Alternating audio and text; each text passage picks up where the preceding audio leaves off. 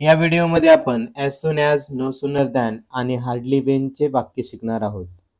As soon as दोन क्रिया एका पाठोपाठ किंवा काही क्षणाच्या अंतराने घडल्या असतील तर अशा वाक्यात ॲज सून ॲज वापरतात. जी क्रिया अगोदर घडली असेल तिच्या अगोदर ॲज सून ॲज वापरतात. उदाहरणार्थ, Wien the teacher entered the class the student stood up. जेव्हा शिक्षकांनी वर्गात प्रवेश केला तेव्हा विद्यार्थी उभे राहिले. या वाक्यात शिक्षकांनी प्रथम प्रवेश केला, नंतर विद्यार्थी उभे राहिले, म्हणून पहिले वाक्य आहे Wien the teacher entered the class. या वाक्यात ॲज सून ॲजचा वापर करायचा झाल्यास वेन काढून as soon as the teacher entered the class, comma the student stood up असे वाक्य तयार होईल. दुसरे एक वाक्य बघा. The thief heard the noise and he ran away. Use as soon as. या वाक्यामध्ये आपल्याला ॲज सून ॲजचा वापर करायचा आहे. चोराने गोंगाट ऐकला आणि तो पळून गेला. या वाक्यात चोराने अगोदर गोंगाट ऐकला म्हणून तो पळून गेला, म्हणून the thief heard the noise या वाक्याच्या अगोदर ॲज सून ॲज घ्यावे लागेल. As soon as the thief heard the noise अशी सुरुवात करून दुसरे वाक्य अँडने जोडले आहे. अँड काढून येथे कॉमा देता येईल.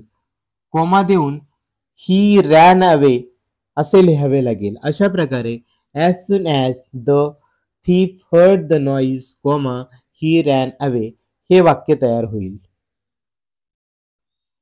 आता आपण ॲज सून ॲजच्या वाक्याचे नो सूनर दॅनच्या वाक्यामध्ये रूपांतर करण्याचे नियम पाहूया. पहिला नियम, ॲज सून ॲजचा क्लॉज सुरुवातीस घेऊन ॲज सून ॲज ऐवजी नो सूनर दॅन लिहावे.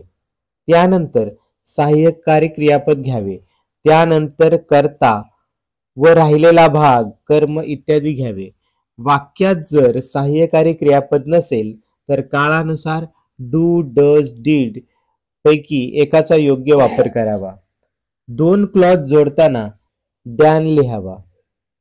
उदाहरणार्थ, as soon as the bill is passed it will become an act. Use no sooner than.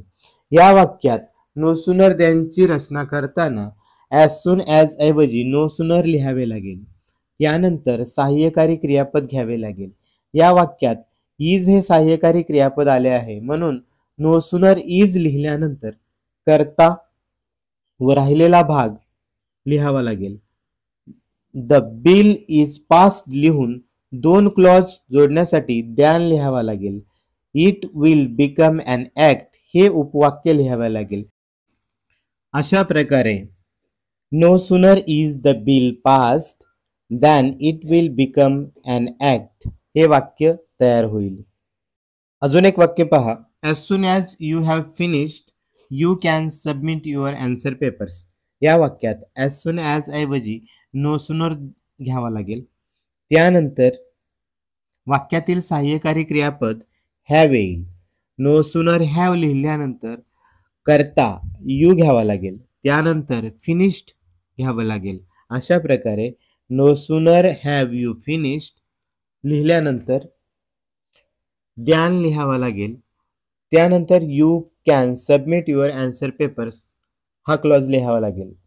अशा प्रकारे या वाक्यामध्ये ॲज सून ॲज ऐवजी नो सूनर दॅन आणि त्यानंतर वाक्यातील सहाय्यकारी क्रियापद, त्यानंतर राहिलेले वाक्य व दोन वाक्य जोडताना दॅन हा बदल आपल्याला करायचा आहे. वाक्यात सहाय्यकारी क्रियापद नसल्यास डू, डज, डीडचा योग्य वापर करावा लागतो. उदाहरणार्थ, as soon as the thief escaped the family inform the police. Use no sooner than.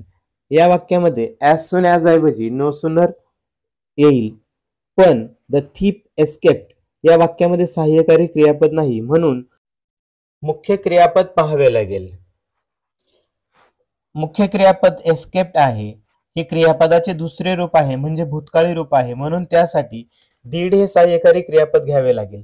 No sooner did लिहिल्यानंतर द थीफ एस्केप हे क्रियापदाचे पहिले रूप घ्यायचे आहे.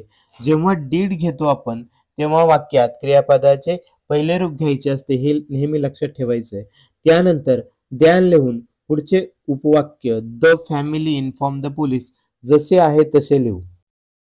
अशा प्रकारे no sooner did the thief escape then the family informed the police. हे वाक्य तयार होईल. अजून एक वाक्य पाहूया. As soon as the teacher entered the class, the student stood up. या वाक्यात as soon as ऐवजी no sooner than घेतल्यानंतर वाक्यात सहाय्यकारी क्रियापद नाही, मुख्य क्रियापद आपल्याला पाहावं लागेल.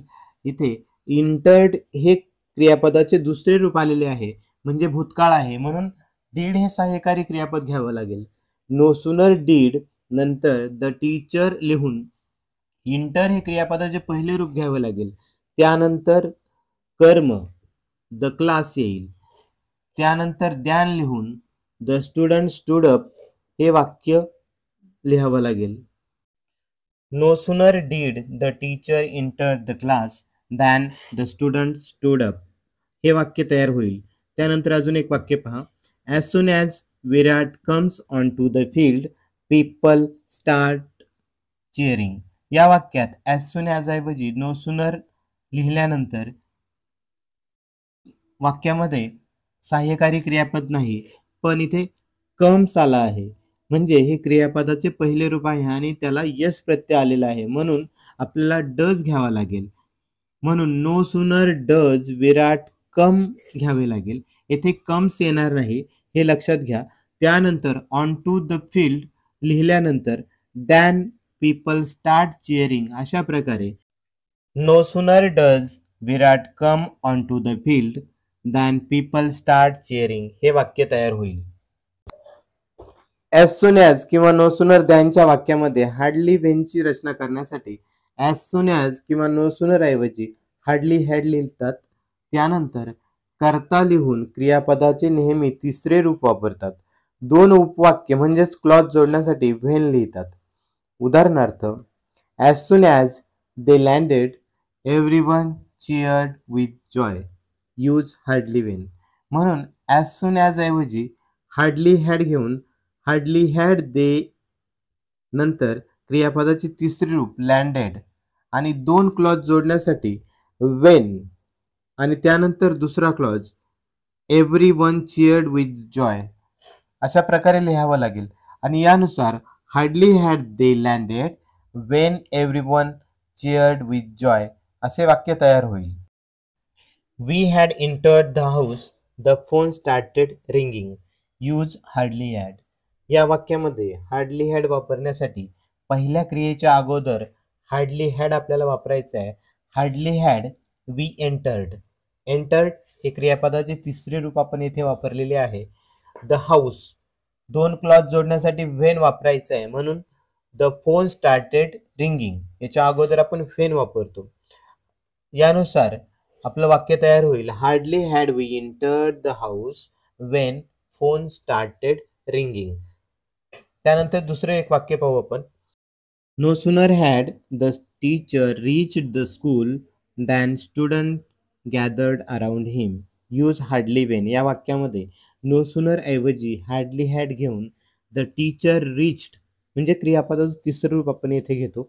द स्कूल येथे दोन क्लॉज जोडण्यासाठी दॅन वापरलेला आहे, म्हणून दॅन ऐवजी वेन घ्यावा लागेल. यानुसार hardly had the teacher reach the school when the students gathered around him हे वाक्य तयार होईल. आपल्यासमोर as soon as, no sooner than आणि हार्डली वेन यांचा एक पॅटर्न आहे. तो नेहमी लक्षात ठेवल्यास आपल्याला वाक्यरचना करताना त्याची मदत होईल. पहिले बघा, ॲज सून ॲज त्यानंतर सब्जेक्ट त्यानंतर वर्ब राहिलेलं वाक्य आणि दोन वाक्य जोडताना कॉमा हे आपल्याला लक्षात ठेवायचं आहे. त्यानंतर नो सुनरचे वाक्य बनवायचे असेल तर नो सुनर त्यानंतर सहाय्यकारी क्रियापद त्यानंतर सब्जेक्ट त्यानंतर राहिलेलं वाक्य आणि दोन वाक्य जोडताना दॅन. त्यानंतर हार्डली हॅडची रचना करताना हार्डली हॅड सुरुवातीला त्यानंतर सब्जेक्ट. सब्जेक्ट नंतर नेहमी क्रियापदाचं तिसरं रूप आणि दोन वाक्य जोडताना व्हेन. ही रचना आपण नेहमी लक्षात ठेवली तर आपल्याला as soon as, no sooner than, hardly when ही तिन्ही रचना करताना मदत होईल.